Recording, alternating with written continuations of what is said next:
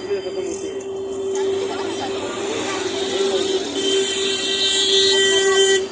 6:30 बजे चालू हो जाती है।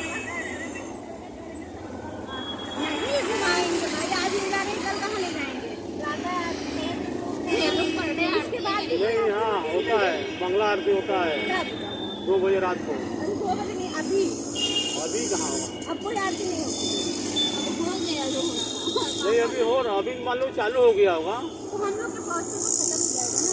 आप लोग 6 बजे निकली होती तो हो जाता। अरे अंकल बहुत जाम लगा था ना। वही तो बात है। हम लोग यहाँ 9 बजे निकले हैं वहाँ से, मतलब सबको इकट्ठा करने में टाइम हो गया। 6 बजे आते हैं तो आप 6:30 तक पहुँच जाते हैं। अंकल वो टीचर की तैयारी करते हैं।